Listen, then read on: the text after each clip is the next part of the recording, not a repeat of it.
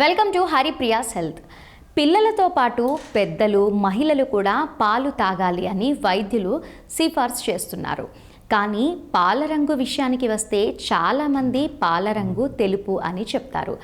ఇది కాకుండా మీరు లేత పసుపు రంగు పాలని కూడా చూసి ఉంటారు. అయితే మీరు ఎప్పుడైనా నలుపు రంగు పాలను చూసారా? బహుశా మీరు ఇలాంటివి చూసి ఉండకపోవచ్చు. మనందరి ఇళ్లలో పాల వినియోగం తప్పనిసరిగా ఉంటుంది. ఆవు పాలు, గేదె పాలను ప్రత్యేకంగా ఇంటి అవసరాలు, కాఫీ, టీ, పెరుగు కోసం పాలను వాడుతూ ఉంటారు. పిల్లలు, పెద్దలు రోజు పాలు తాగుతూ ఉంటారు. కొందరు మేక పాలను కూడా వాడుతారు.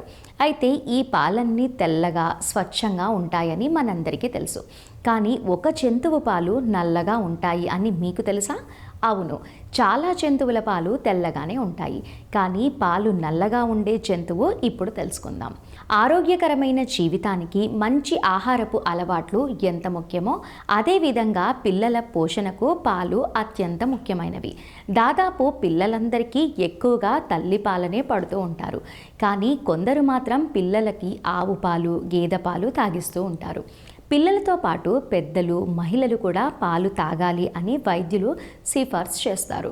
కానీ పాల రంగు విషయానికి వస్తే చాలామంది పాల రంగు తెలుపు అని చెప్తారు.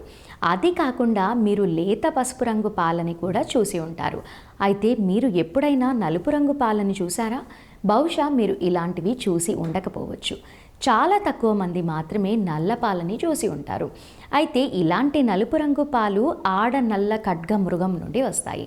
వాటిని ఆఫ్రికన్ బ్లాక్ ఖడ్గమృగం అని కూడా పిలుస్తారు. ఖడ్గమృగం ఇచ్చే పాలు పూర్తిగా నల్లని రంగులో ఉంటాయి. వీటిలో కొవ్వు అస్సలు ఉండదు అని చెప్తూ ఉంటారు. ఇవి ఆరోగ్యానికి ఎంతో మేలు చేస్తాయి అని అంటారు. శరీరానికి కావలసిన పోషకాలు వీటి వల్ల పుష్కలంగా అందుతాయి అని చెప్తారు. ఖడ్గమృగం తల్లి పాలలో నీరు ఉంటుంది. 0.2% కొవ్వు మాత్రమే ఉంటుంది. ఈ నల్లని పాలు జంతువుల్లో పునరుత్పత్తి ప్రక్రియను నెమ్మదినిస్తుంది అని పరిశోధకులు చెప్తున్నారు.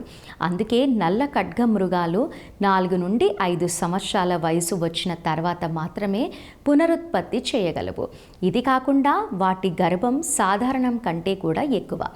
ఇవి 1 సంవత్సరం కంటే ఎక్కువ పాటు గర్భాన్ని మోస్తాయి అని పరిశోధకులు చెప్తున్నారు. నెక్స్ట్ వీడియోతో మళ్ళీ కలుద్దాం.